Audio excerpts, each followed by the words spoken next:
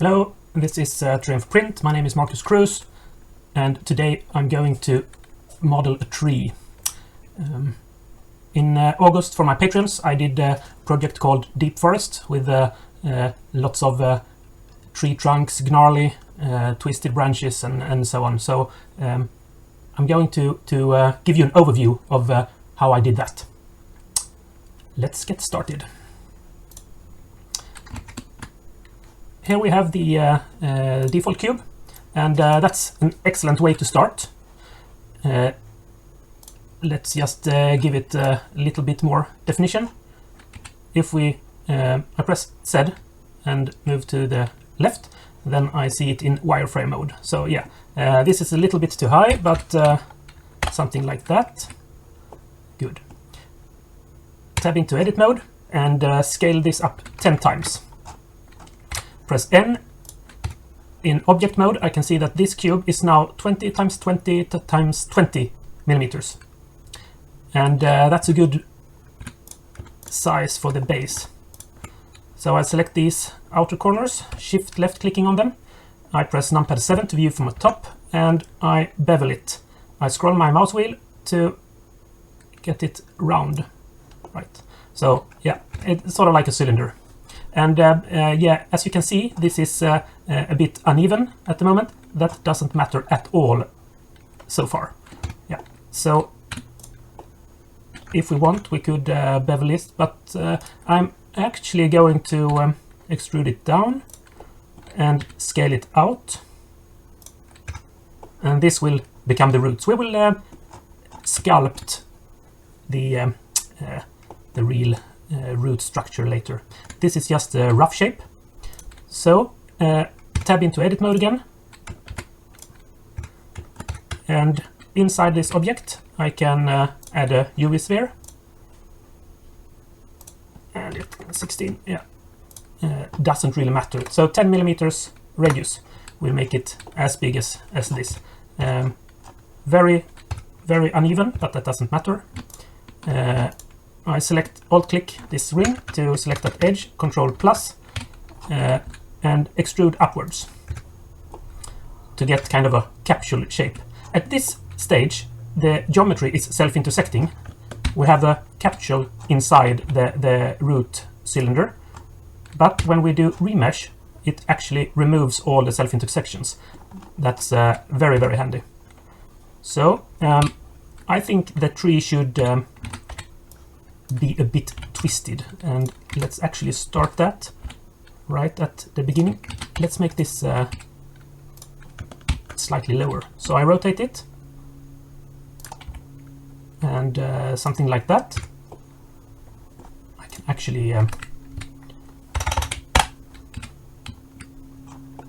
yeah, something like that, and duplicate it. Sorry, I have slight cold today. Rotate it, add it, also scale it to 0.95. So it's slightly, no, 0.9, no, 0.95. What? 95, enter. So it's slightly tapered. And this is from the front. We press numpad 1, we view it from the -y axis. Press numpad 3, we can view it from the x-axis, from the side. We can start to twist this in all sorts of funny angles. Scale to 0.92.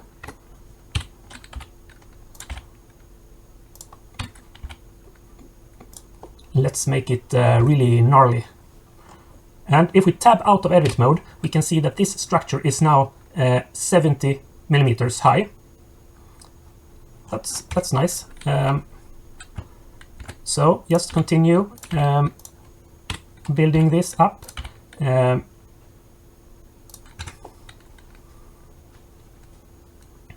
I'm trying to visualize how this is going to look. No, let's do it like this. 1 millimeter remesh, and then add a smooth modifier, and 150, 30 iterations. Yeah. So I imagine this bulge here, this is where one smaller branch come off. But yeah, this is really good. Scale it down a little bit.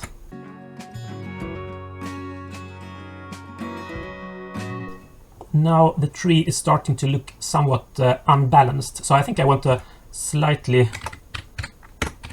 bigger branch coming off right here or here or something.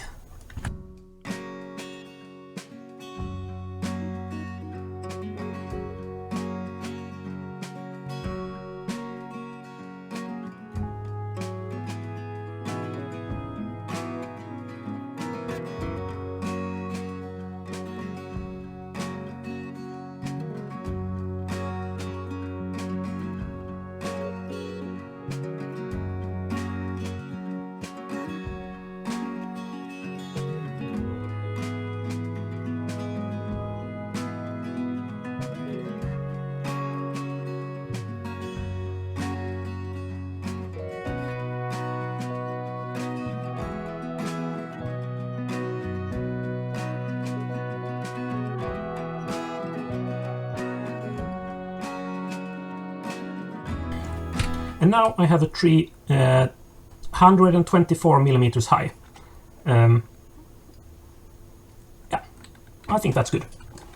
So, rename the object to trunk. You can also, in the 3D view, select your object and press F2, trunk. And if I later want to come back to this stage, I want a copy of the object. So I duplicate it, and then I move it to archive. Let's go into the sculpts mode.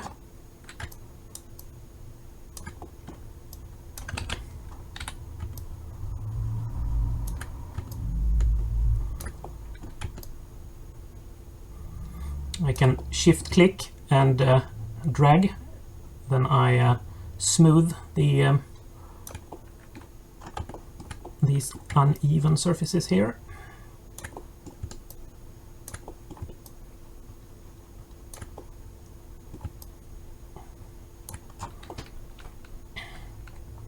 I want to keep some of the uneven twists and curls, but yeah, it's up to you how twisted and gnarly you want the tree.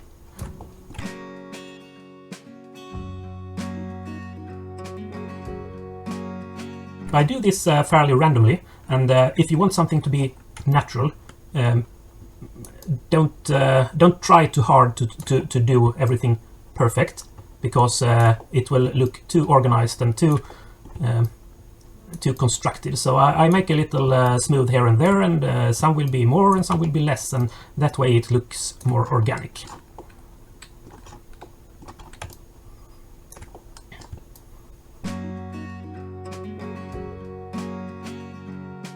Mother Nature provides reference for this, so yeah, go out and take some photos. Right, that's I think a pretty interesting gnarly tree trunk. So the way I'm doing it, I'm going to make small holes for branches. When the branches are glued on, they can extend much more outwards, so we can A, make it modular, and B, the branches can go straight out, so we can don't have to print it with supports, and the tree can be really organic with branches everywhere still. Right, I think this is fairly good. Maybe a little bit smoothing there.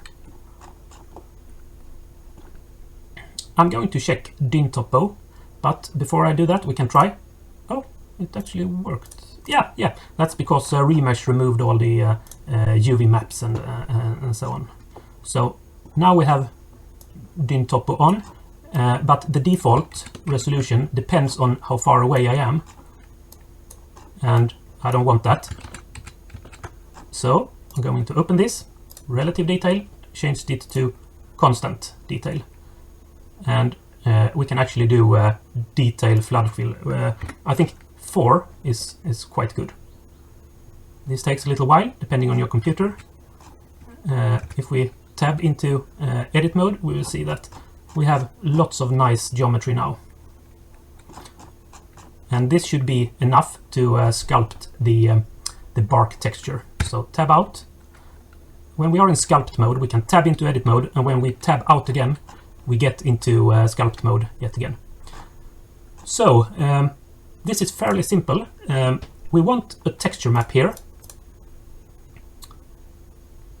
So this is a texture I got from textures.com, and it's a free texture to download from them, but I can't redistribute it, so you will have to find a good texture for yourself. And I can start to paint here, but it looks kind of crap. Why is that? Yeah, so right now it's tiled. We want to change that to stencil. And when I am out here with my brush, I see that the texture map is displayed here. I can right click to move it, and I can position the texture map where I want it and start to sculpt on it or using it. And I can shift click to increase the size of it, and I think I want to do that. I want the bark texture to be very pronounced, so I want it fairly big. And now that looks quite good, and I can just start to paint that on the bark texture, on the bark of the trunk. And how does that look? Not bad at all, I would say. So if I paint along the edge like this, it will still project the texture from the side, so it will look very strange. So mostly paint towards on the faces that points towards you. You can increase the brush size. It is the stencil that determines the size of the texture. So you can just see how easy this is. And if you move the texture, it will still blend fairly well into what you already painted. See, very, very easy, looks very good. So it's just a matter of rotating.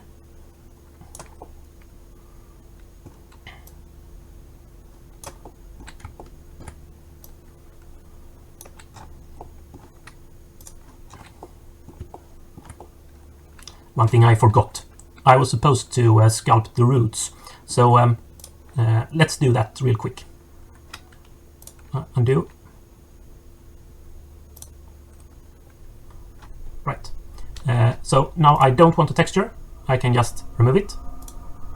And I can start sculpting instead. I can start to sculpt out some roots. Do you actually know what tree roots looks like? So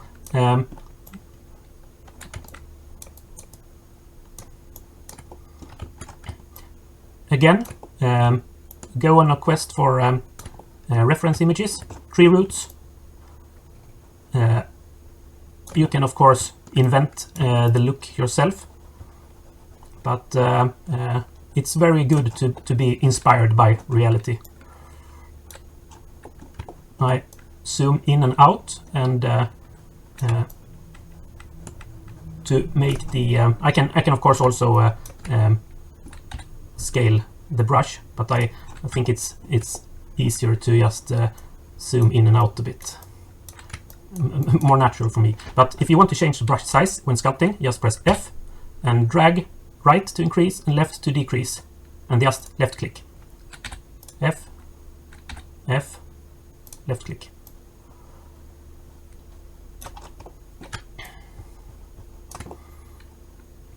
It's very uneven from the bottom, but we will cut that out. Again, make it random by trying your best to don't think about, oh, now I had a big one, now I need to make a small one. Sometimes you want like 3 big in a row, and sometimes you only want small, and don't try to vary yourself. Don't think about it, like Rick says. Just don't. One thing I try to do is not remember what I did last, because nature doesn't do that. It doesn't know that here was a big root, so now I must grow a small one. If I don't remember what I did, I will be more inclined to make it natural.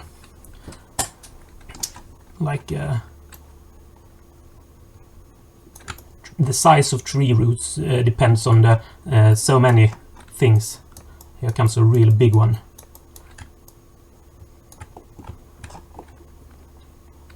Something like this. And if we want to see what it looks when it's cut away, we can just make a plane, scale it, and move it up. Something like that.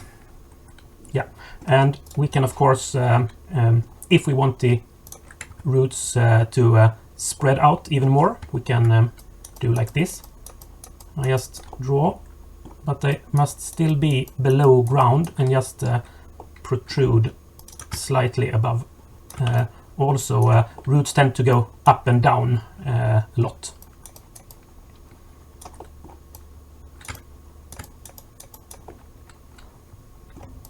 This looks like it wants to grow a bit more. So I can go in here a little bit closer. I hold Control when I sculpt, and then I sculpt negatively. So instead of making a bulge like this, I make a dent. See?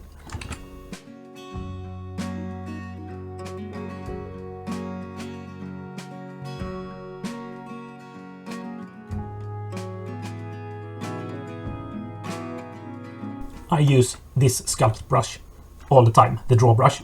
There are other brushes, and if you really want to make a long winding tree root, you can always use the snake brush. Let's hide the plane like that. I undid that. Let's go down to box hide. So let's hide everything here. Now we can view it from the top, and we can use that snake hook brush, and I want it straight out.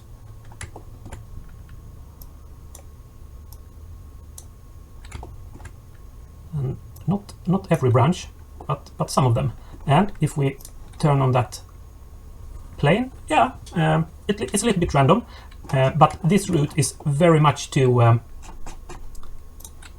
it feels like too thin and too straight, so it needs to be a little bit more gnarly, like that. Same here.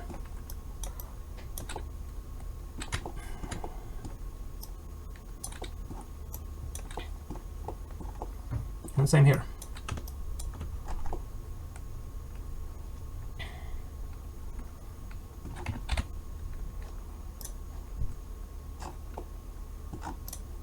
Yeah, that's good. So let's go back to making the texture, and I need to unhide everything. So we want to view all, and then we go to sculpt, show all. Now we can see the trunk again. So let's select our draw brush, and now we have the texture created. So just select it, and it retains its previous. I'm going to increase the strength because I want really pronounced bark texture. How's that? That's really deep.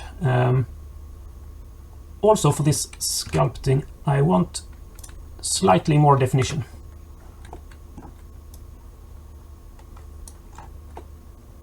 That's really nice.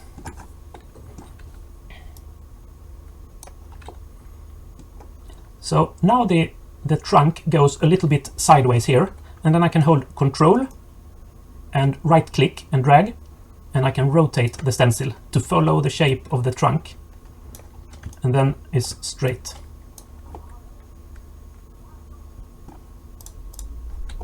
What, a little bit too little definition there, so a little bit bent again, and then down.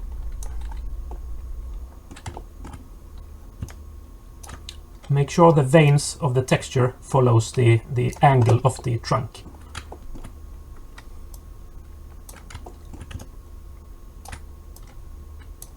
You can of course also try to twist it around like this. if you think that's what you want, but I don't know. It kind of looks strange. So undo that, undo, undo.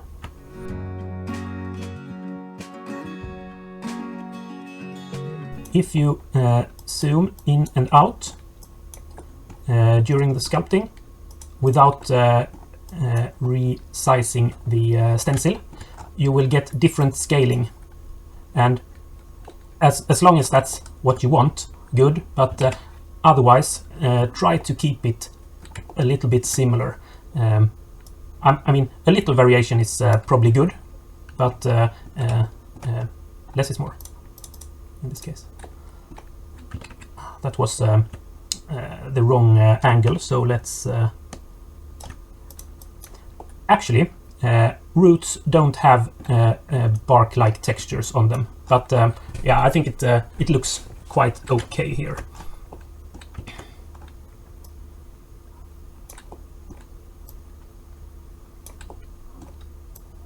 And if you wonder, I'm doing this with my mouse.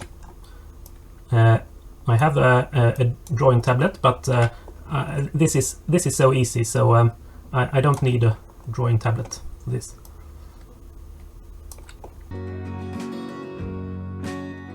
You might think that it's hard to make all the brush strokes blend into each other, but it's actually not. I don't have any kind of special methods. Sure, if you look very closely here, you can see how we have one angle brush stroke here and one here. But yeah, you have to think about it.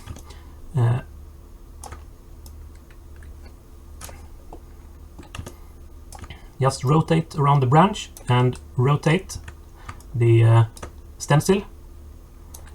This is so easy. It's almost laughable.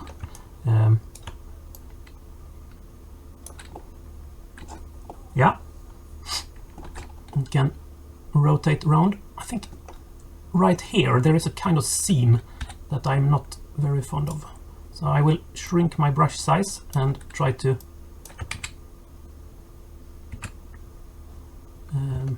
right. First I will shift drag to smooth it, and then I will draw a new pattern here. Now that looks like crap. I will not smooth it. Undo, undo.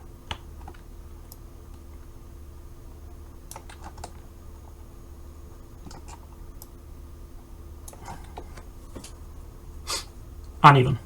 Yeah. Right, so I want to sculpt this part, but the branch is in the way. So let's scroll down to box hide again.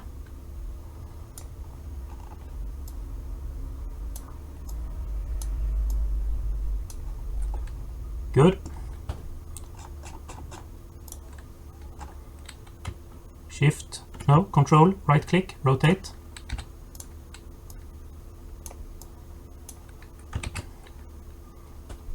Undo, undo. Yeah, so not every brush stroke is perfect.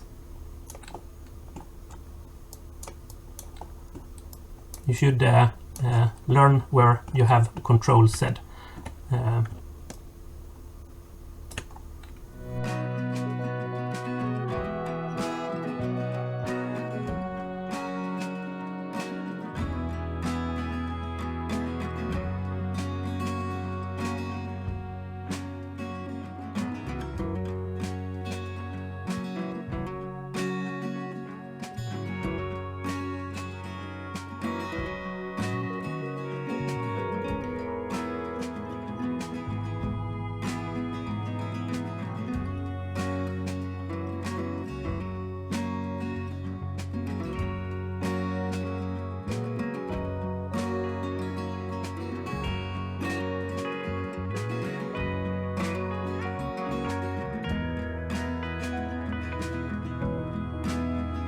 That's pretty nice.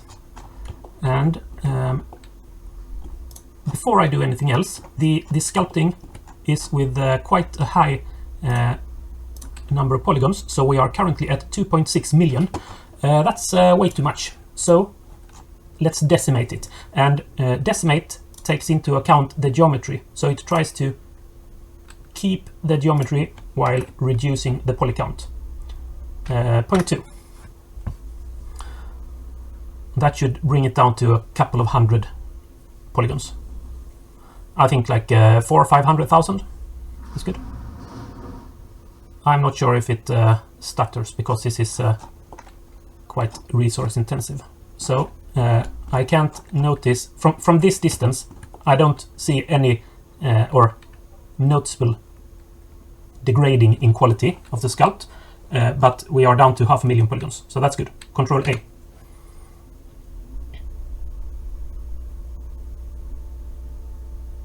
And one drawback of this is that when we change the settings of the decimate, it's all calculated, but when we apply it, it has to be calculated again.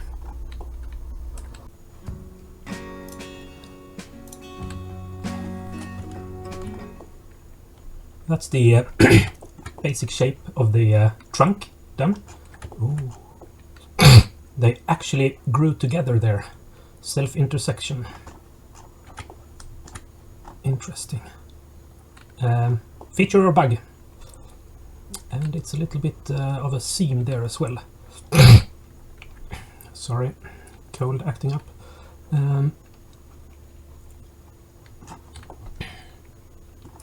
I'm going to fix that. So I need to grab a hold of this part here. So in wireframe mode, I just select the cross section here, and then I increase that. See, now I cover the affected area. And then I go back to circle select in wireframe mode, and I middle click and right, maybe a little bit too much here.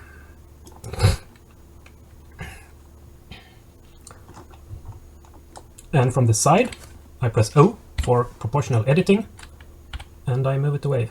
And when we have a mesh this dense, we need to wait after we press G, because it must calculate the fall off. We want to click connected only. If we don't do that, you see that the trunk follows with the movement, even though it's not connected. So connected only. Oh, now we can separate them. Scroll out to make the proportional editing bigger. And then I control minus. Do it again.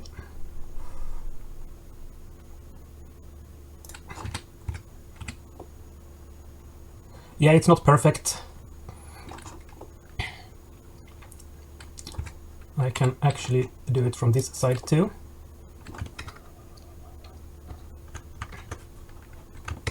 Control plus.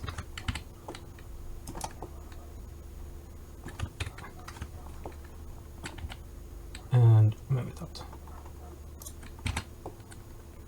Yeah, that's good. And now here's something strange. I don't know what this is. So let's just select all these strangely shaped vertices. One more.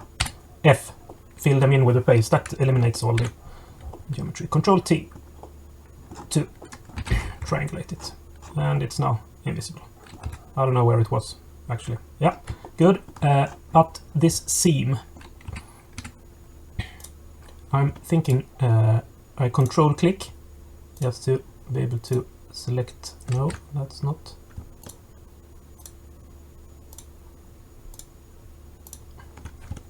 Control plus.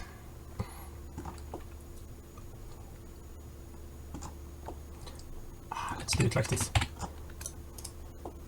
Now we have everything here. I can remove this. Shift H, hide everything else. Now I can go into face selection mode and just paint along here.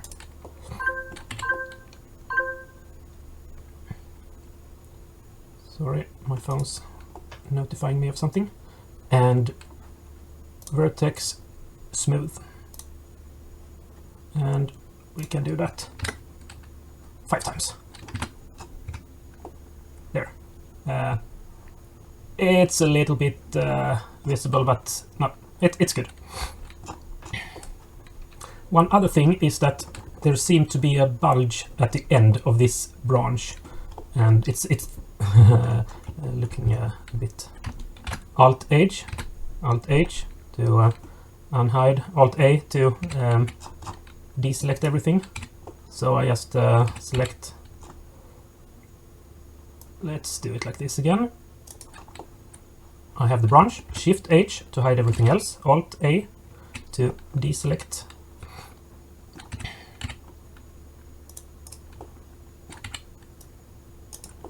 Now I have that. And with proportional editing engaged, I scale it down some, and then I do it here as well. That looks much better.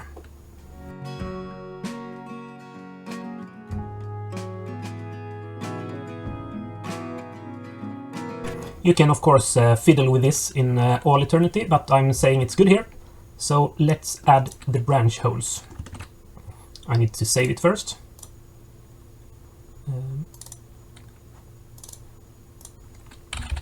Trunk 5. And I'm going to show the other trunks that I've made using this exact method. And they are in trees.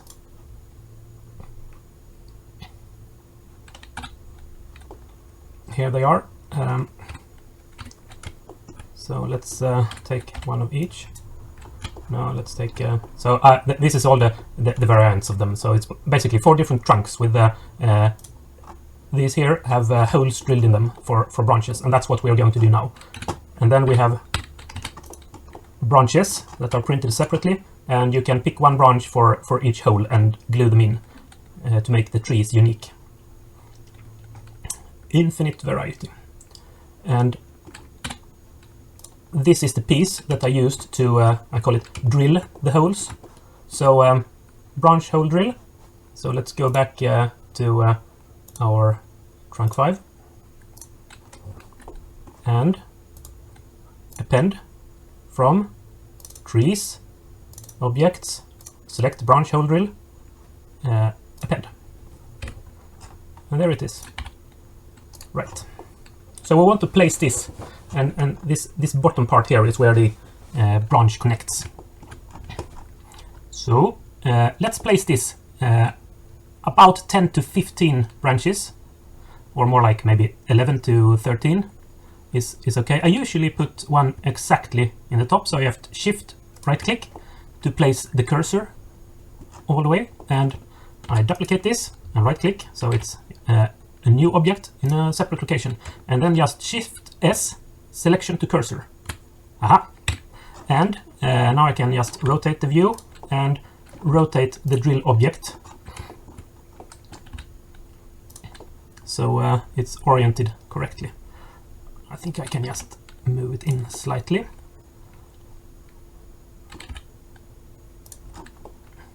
There. Subtract it from there. Right.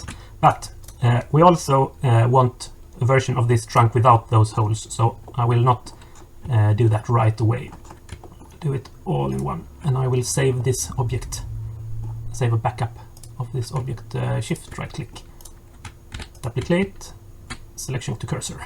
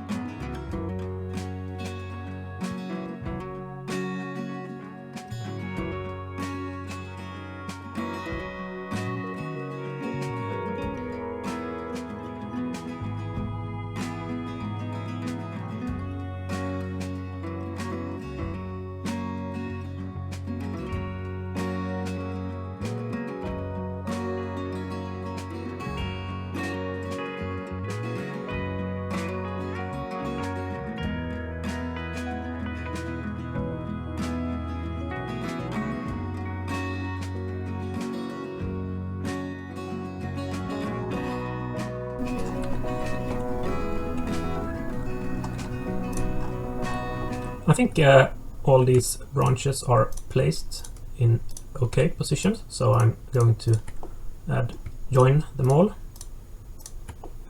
There are no intersecting geometry, so I can just press Ctrl J. The only problem is this one. I'm going to make it a bit shorter. Only the piece that goes into the tree is of importance. The rest is just to get a sense of how the branch is pointed, to make it easier to position it. Right, so let's duplicate this, move it to archive, and then this minus this. Yay! But as I said earlier, a lot of these branches shouldn't poke out directly perpendicular to the trunk. So what I do is I select it, I click in the middle, Ctrl plus 2 times to select the whole hole and turn on proportional editing and rotate it a bit. Oh, that's way too much. And I can even move it slight bit out. That's going to be fine for that branch.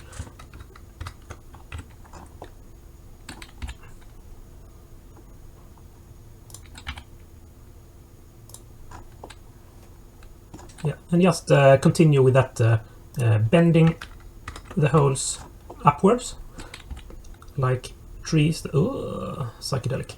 They want to grow towards the sun.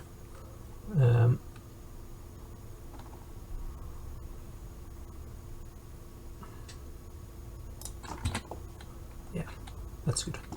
Now the case for these two, I'm selecting them both at the same time, and I'm going to bend them a bit outwards so they don't collide with the tree itself.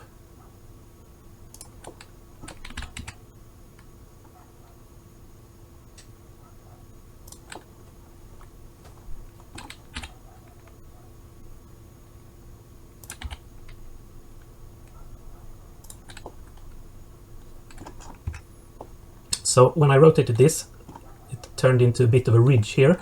So it's a gnarly tree, but I'm just going to, no, missed. Select this and move it slightly inwards with proportional editing. Yeah, not perfect, but okay, I think. So these are done, these are done.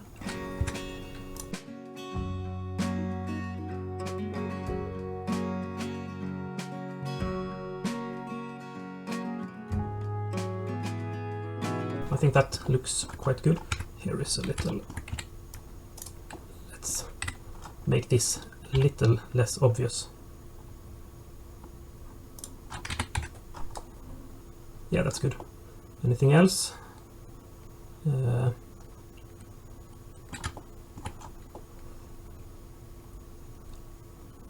Only thing I can think of is this edge here, making it a bit less obvious. Yeah, that's good.